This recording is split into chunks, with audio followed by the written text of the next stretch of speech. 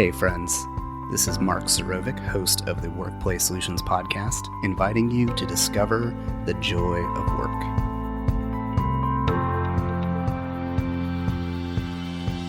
All right, we're live.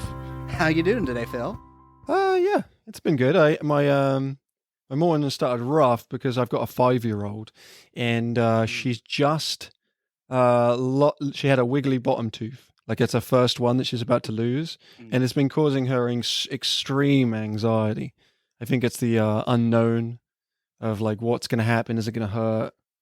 And so I got a text from a teacher today saying it had fallen out in school. So I'm like, thank goodness. That's awesome. So that's a positive. Is that your 5-year-old that is on the outro of your podcast? That is, yeah, Ella. Yeah, it's precious. I know. It's become a thing that I put in the first couple of episodes, and then I'd get messages from people listening who that was their favorite part, which I feel a little insulting to the rest of it. But the best part is the end but now it's become a thing that I can't get rid of. I had one episode where I didn't put her in, and I got messages from people saying, "Where was Ella?" That was, once again, disregard the content. Like, oh, is the episode good though? Did you learn anything? No, we learned that we need more Ella, I guess. So yeah, I did 100th episode where I had, because when I recorded that she was 2, now she's 5. I had her re-listen to it and redo it. But then I haven't used that for all subsequent episodes. But that's a nice little recording. I put it into the 100th episode.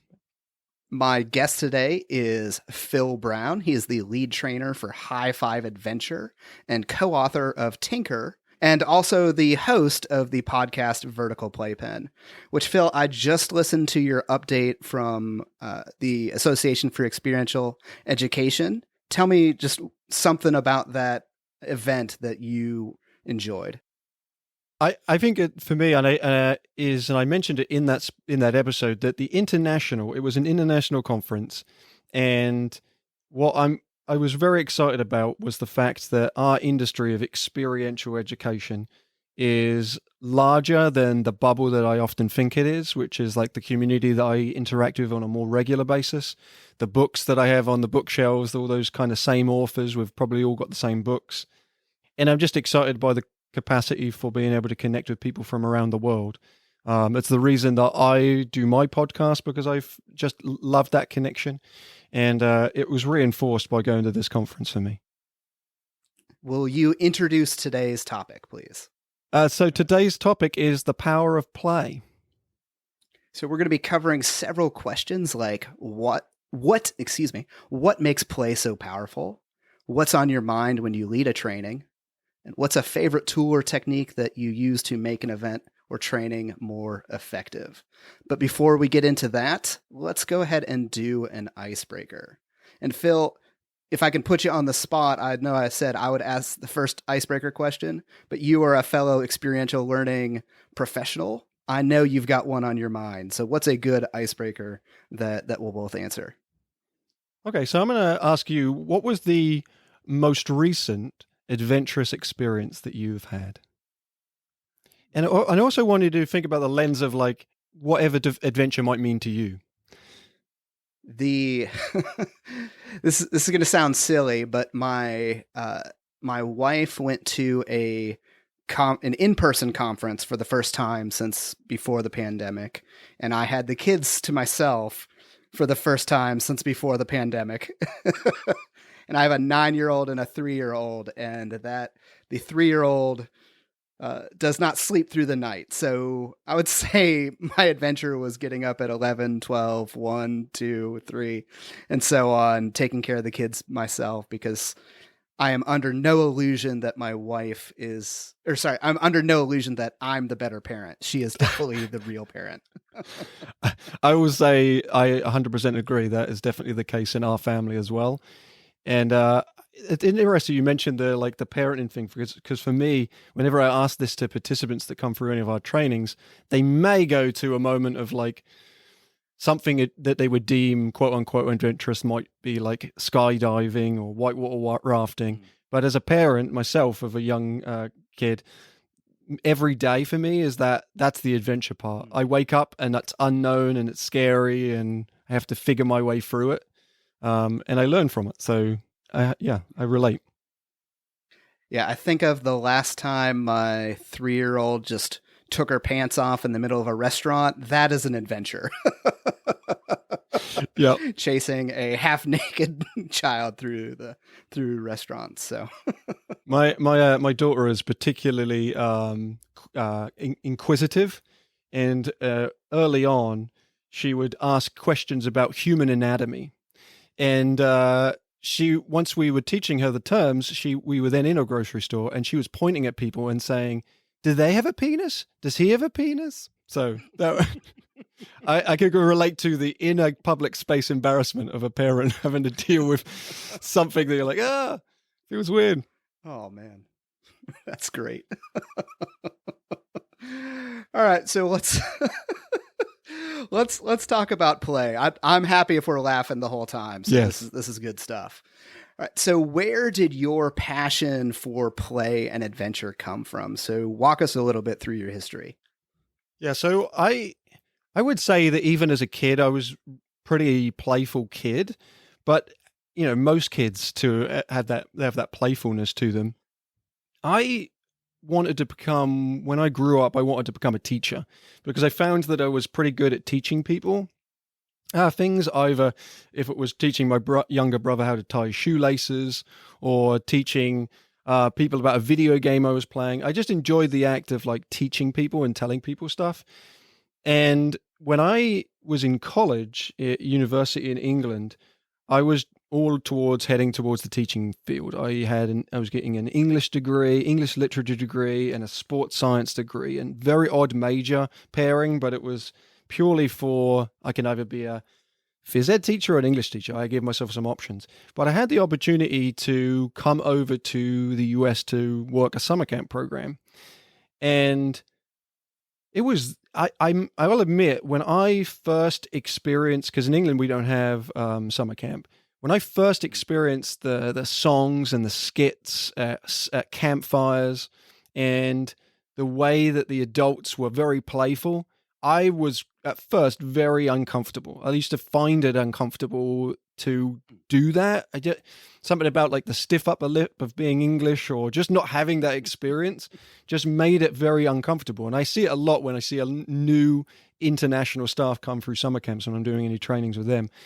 But after a while, that kind of, just that shell of embarrassment and uncomfortability kind of just eroded. And I was able to really enjoy playing to the point where I would host the campfires and I would sing the songs and I made up some skits and I used to love doing some skits. And I just realized it was just so fun to be in that playful state of mind. And for me, as someone who has suffered through all their life, even to this day, having social anxiety, as a teen, it was crippling. To then be more playful and feel I wasn't stressed, it really alleviated the tension that I would feel. Scientifically, it's proven that play and enjoyment and fun can reduce cortisol levels. So it's there to evidenced. But I was experiencing it in real time, and I really just clung on to that. Once I also was interacting with at the camp I had, we had a challenge course, a ropes course, and it ran team development programming. And I was brought into that world partly because I had experienced some adventure programming. In England. I had belayed, so I knew how to do some of the technical stuff and knew how to tie some knots. Got invited into that programming. And because of my teacher background, being able to teach and have that formal training, I kind of slotted straight into being able to teach people how to be better people. And it was just invigorating. I had some incredible moments on that course. I was fortunate. The camp that I ended up at had year-round programming, and it was a YMCA that ended up sponsoring me to stay for an extra extended visa period of 18 months. And, I'm 15 years later, I'm still in the States. So there was that draw. And I think that it was being able to realize that it was a cathartic kind of therapeutic experience for me, play. And because I had experienced it, I wanted to continue experiencing it. It was almost addictive in that notion of how do I sustain this? How do I keep doing this? I actually went back to England for a period and tried to teach again. And didn't enjoy it. I was in the classroom and really like I was still playful, but I wasn't able to meet my curriculum needs. So that I really struggled there. So getting to work in the States and do now essentially what I tell people who don't necessarily know the field and they want to make an elevator speech, I say I play for a living. I get to play and I teach play for a living, which is an incredibly fortunate job to be in. Love that. Love that. And a good chunk of our audience are not people who have an experiential learning background. So speak to those people that might be a teacher or a coach, or just maybe they're leading a Bible study, or they have some sort of involvement where they're in charge of a group of people for a particular time period. What makes play so powerful? Why should we think about how to have fun in those environments? Yeah, I think of several different reasons. One, it's if you're working with a younger population, or even if you're working with people of the same age, play is a universal language. So what I think it does is it allows you to be able to connect with individuals very, very quickly. In experiential education, we have this phrasing called connection before content, which essentially means before you ever go into any deep content with anyone, you should try to make sure that you have a connection. And it doesn't have to be you're spending hours forming it. It could be something through the shared experience. And so it might be just doing something very, very playful. But there are some scientific benefits to engaging in play. I mentioned the reduction in cortisol levels, but I run a workshop, or have in the last few years run a workshop at High Five called The Power of Play, which is focused on the scientific benefits, the chemical reactions and the neurochemical response in the brain that helps elicit or joy in ourselves when we engage in something that's playful. And I'll go over those really briefly, but I tend to follow this pattern of ED so. So E is endorphins, D is dopamine, S is serotonin, and O is oxytocin. Endorphins we get from experiencing some form of physical movement. It's often covers up muscular pain or discomfort. So if you've ever gone for a run and you get a runner's high, then you're getting some of those endorphins. They make you feel joy. And some people get them. I would say not everyone. Some people run and then like, I'm never doing that again. So you may not experience the same level of endorphins as somebody else, but you're also going to get it, as we're experiencing even through this conversation. Whenever you laugh, you're experiencing a boost in endorphins into the brain, because what's happening is your stomach muscles are contracting. So it's to mask the discomfort of laughter. If you laugh so much that it hurts, then you've laughed to the point and your endorphins have just run out. So there is a physiological reason why sometimes that can cause you some stomach discomfort for laughing. But dopamine you get from things that either achieving your tasks, or you get that from things that are addictive in nature. So those might be like alcohol, cigarettes, drugs. That also can be cell phone use. So you see that a lot of technology use at the moment, social media addiction. But you get it from achieving your tasks. There is a way to cheat and get dopamine rush, and that is if you're someone who writes a to-do list. If you do something that's not on the to-do list, if you write it onto the to-do list and then cross it immediately off, then you get a feeling of dopamine because you feel like you've achieved something. And I know that I do that in my workday if I do something that was not on that list. And I'm sure others listening to this can relate. You would get along with my wife. She is definitely in the camp of writing the extra thing on the list just to check it off. And then the other two are the two that I try to focus on if I'm doing programming and I have some play-based programming, and that's serotonin and oxytocin. And the reason I think these are beneficial for people who are listening is the serotonin one specifically is referred to often as the leadership chemical. And you get that from seeing other people achieve positive tasks or positive outcome. So if I see someone in my team, let's say I'm an employer and I'm seeing my team do well, my employees do well, I feel good because of it. Let's say they achieved some target goal and they're doing well. When I congratulate them on that achievement, they get a boost, I get a boost. You also get it from seeing people do good deeds. So if you've seen someone trip and fall across the street and you're not there to react, but you see someone else lift them up, those two people get serotonin and you get it because you observed it. And that's the reason why sports teams have fan bases behind them. There's a lot of people, when your team wins, you say, "We won," even though you definitely didn't play. It's that fact of like being connected to a team.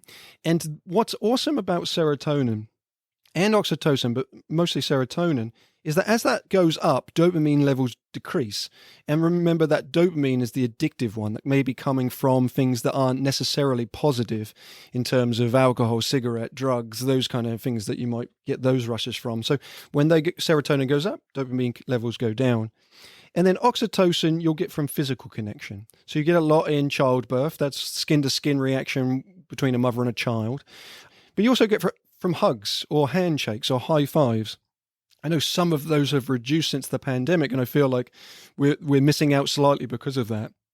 But having that physical connection can actually bond and form trust between two individuals.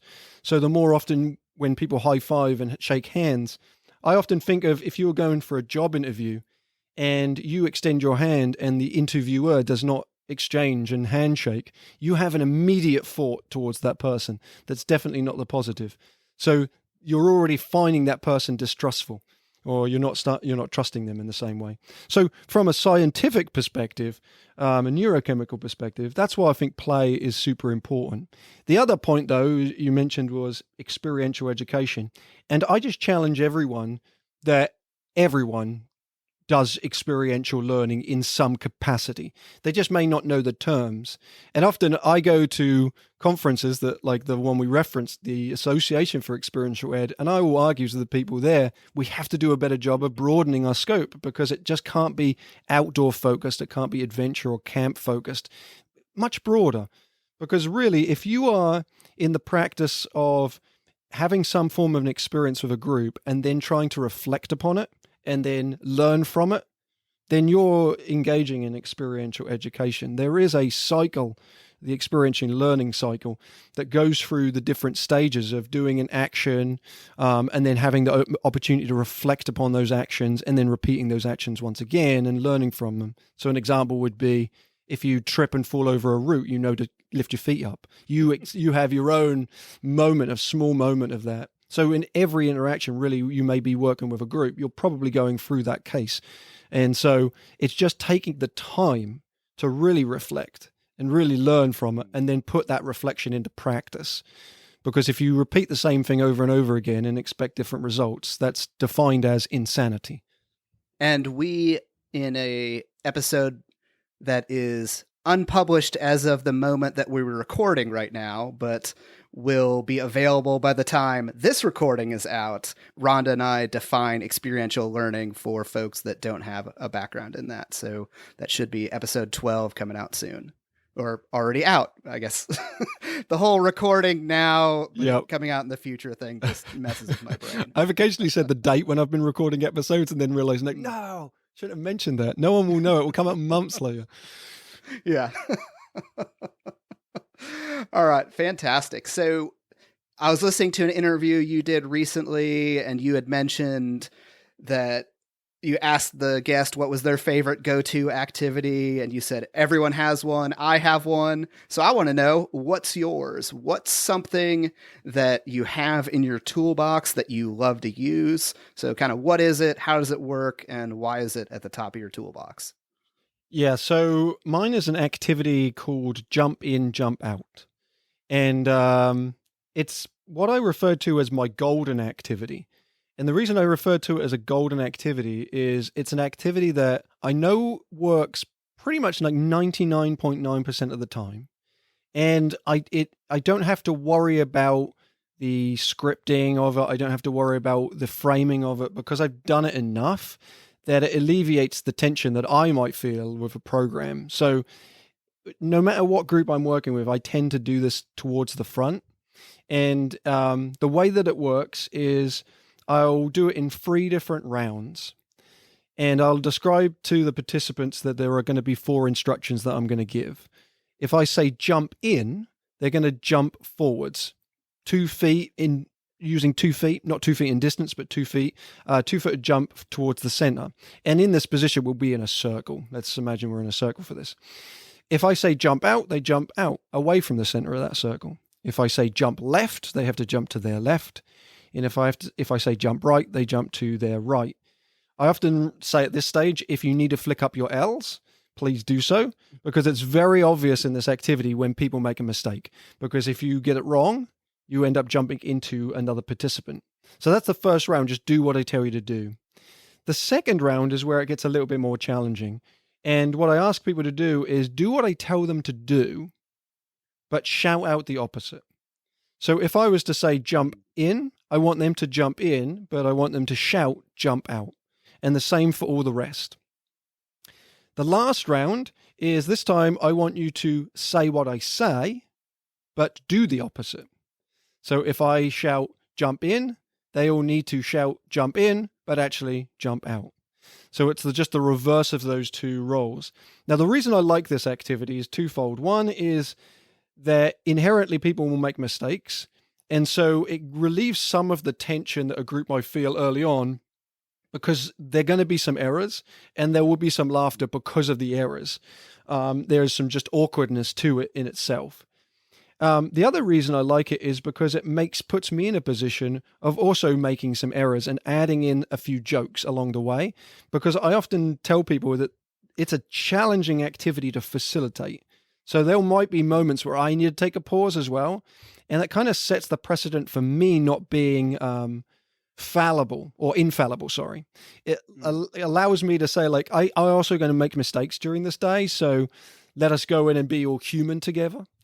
I've also been using it recently to highlight, and we're in a pandemic, but to highlight awareness of each other. And when it came to distance, when we were more cautious about physical distancing, I would use it around that awareness of our distancing. But what I've been using it in terms of now is I've been talking about our ability to adapt to change and how we're able to adapt to change and what we might need to do to enhance our ability to adapt. So each of those rounds gets progressively harder. And as soon as I've got a group used to one round, I change it again. So I might phrase it as, we just got used to having to stay distant, and notice now that's reduced, or we got used to having to be virtual and now we have to be in person again. So these kind of conversations about adaptability, almost couldn't say that.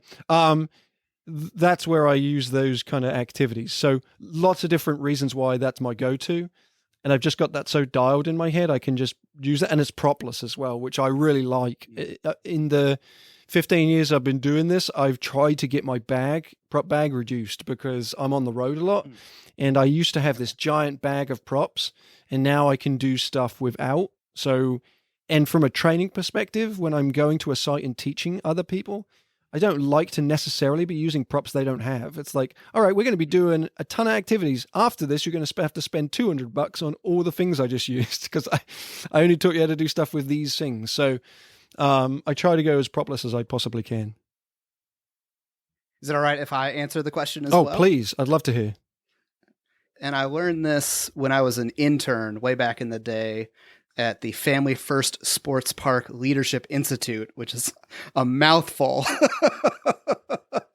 But it's a variation on the classic kind of name ball activity where you're passing the ball around and you're thanking the person by name. So round one is just normal. You pass the ball.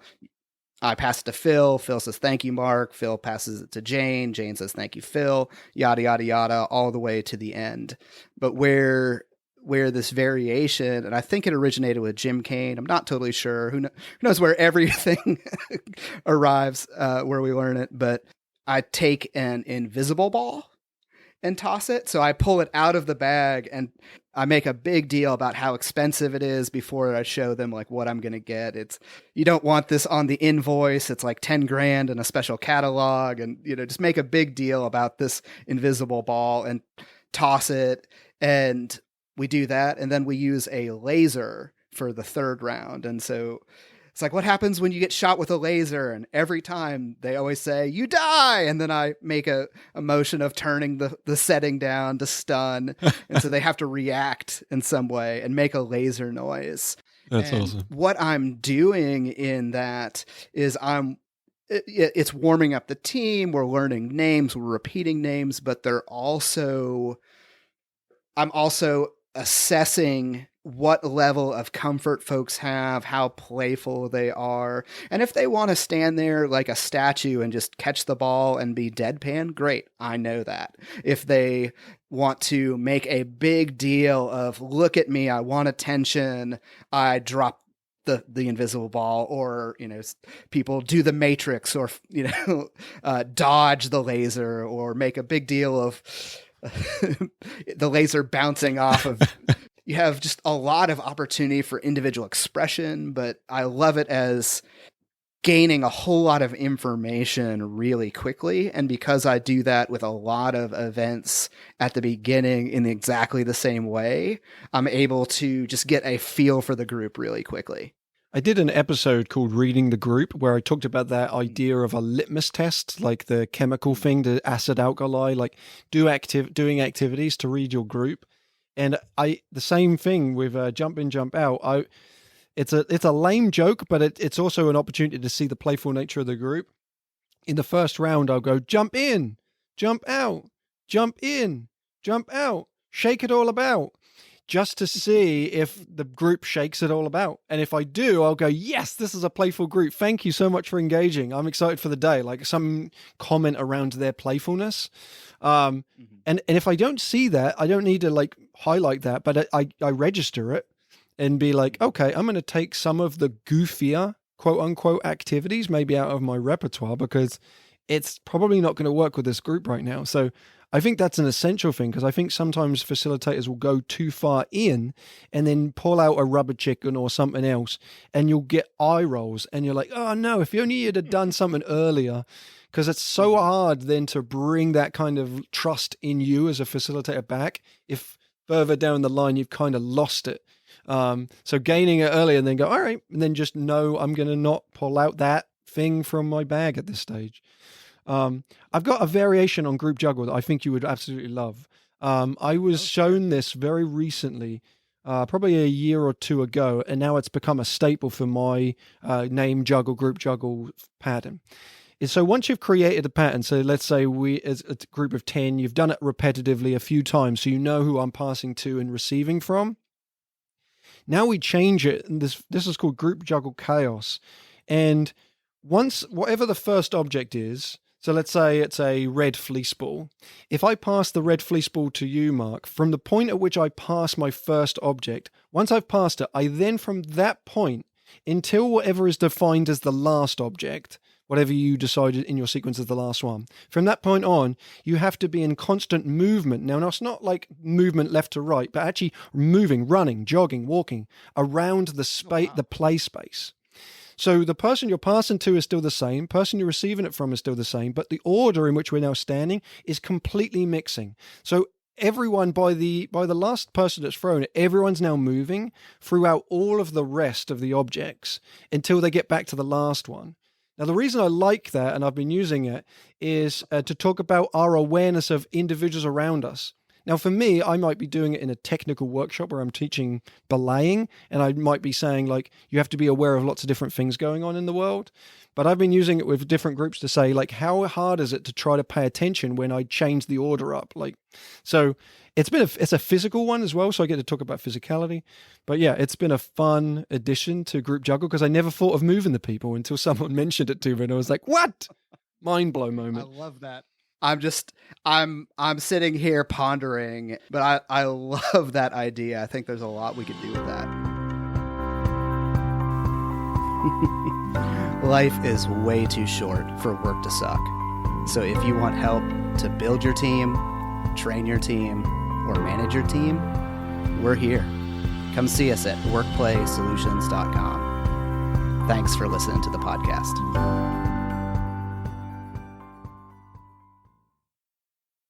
I know I already asked. It feels fake. Yeah, exactly. The fake part where we've already talked before the intro.